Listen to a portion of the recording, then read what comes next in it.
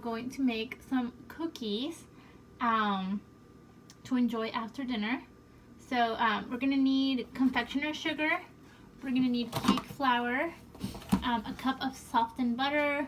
I have a real orange, but we're just going to need 2 teaspoons of orange juice, about 2 teaspoons of milk, and then vanilla flavoring.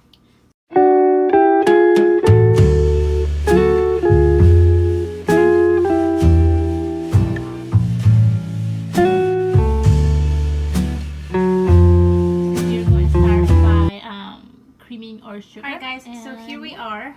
We're gonna put the butter in there. Well, I put it about 20 seconds in the microwave. That way it makes it soft. We're gonna put powdered sugar in there. Just that. And then I'm gonna squeeze the juice of an orange here. So I'm gonna put 2 in there.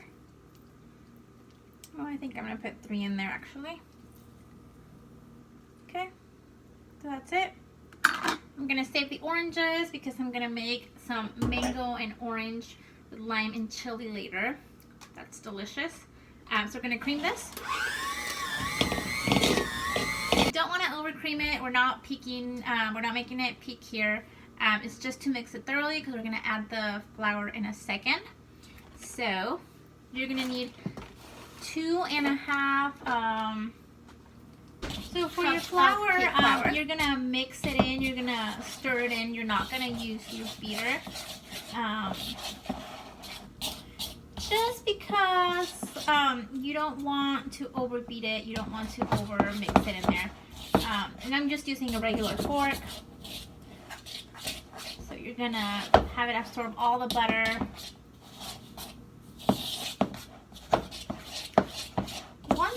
Super mixed in there. If you see that it's really dry or really crumbly, you're gonna add 1 to 2 teaspoons of milk, but make sure that you're undoing all your little blocks of butter. Okay, so I think I'm gonna do the milk in here. So I'm just gonna do 2.5. Because I feel it's pretty dry. That will help me make it less dry. So just keep it stirring it. I have until it's like a little doughy. I cleared everything off, except for you can see it's kind of white in here. I floured my surface because we're gonna roll out our little ball of dough now, and you can just flatten it. We're gonna roll it out to about, I apparently don't know where all my cooking utensils are. I think they've all got lost in the move. So I'm using a glass. You can definitely use a glass. Just make sure that it doesn't stick. You put a little bit of butter to it or a little bit of flour on it.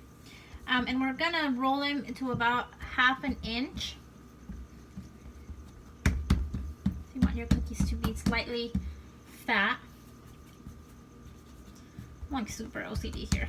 Okay, we're gonna do that.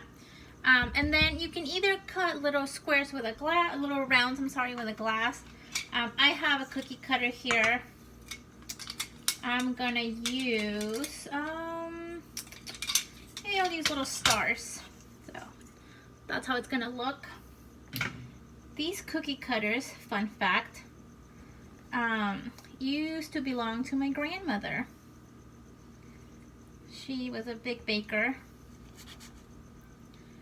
She had all sorts of random gadgets. I used to love browsing her kitchen just for fun. So we're gonna do that. You can do little squares. You can do, like I said, little rounds with the bottom of a glass if you don't have any cookie cutters. Or you can get crazy and do super fancy cookie cutters. Okay. And we're gonna put these, I already have my oven preheating. I have a parchment lined baking tray. So I'm gonna put them there at 350.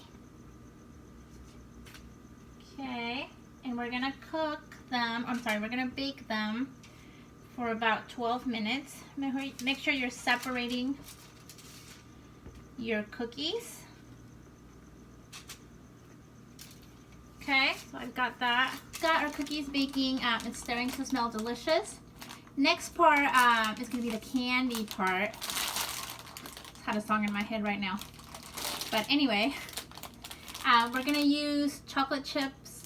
We're going to melt them in the microwave. You're going to use either a little bit of butter or about a teaspoon of vegetable oil to help them mix and help them melt evenly. And so we're going to dip our cookies in there. And right before it dries, we have 3 different toppings that we're going to put on them. We have tangerine covered in chocolate, so more chocolate. We have Thin Mints style. And then we have biscotti cookies, which I know some of you guys love. And if you think I'm going to dip a cookie into another cookie, you're freaking right.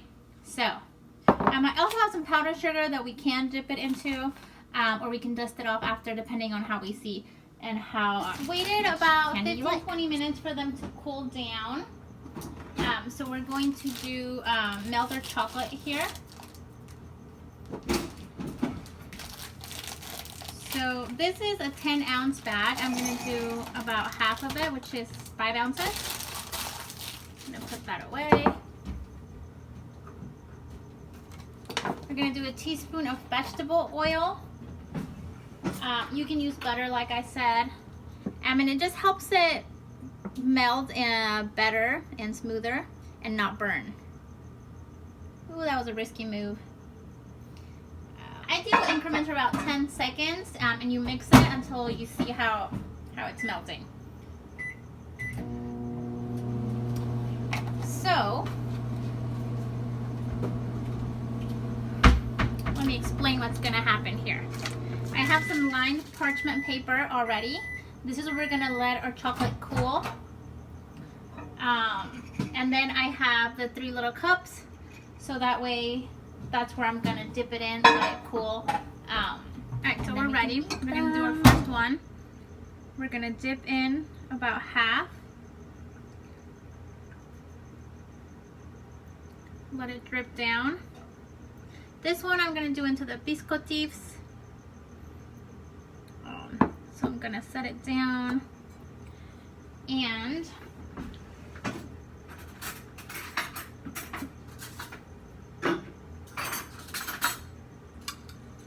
I'm going to just toss a little bit of those on top. Whoa. So that's how it's going to look like.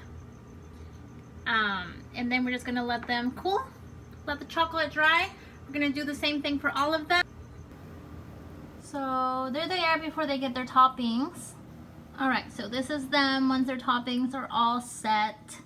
The only one I had trouble with was the mint. If you can see, they kind of got stuck together, so it was more of a putting on top. It doesn't look that great. But the tangerine one looks delicious. The biscotif one looks delicious. So we're just going to let them dry out. And so I put them in the freezer a tiny bit, maybe like 5 minutes to advance the chocolate cooling process. So that's them. That's how they look. And yeah, just add a glass of milk and they're all set. So that was it for today. Dessert. Hopefully you guys liked my chocolate dipped sugar cookies. You can definitely change toppings on them. You can do like Skittles or M&Ms or fruits. Just powdered sugar, anything that tickles your fancy. And yeah, they're super easy. They were super fast. It took me all about maybe an hour and a half with the waiting time.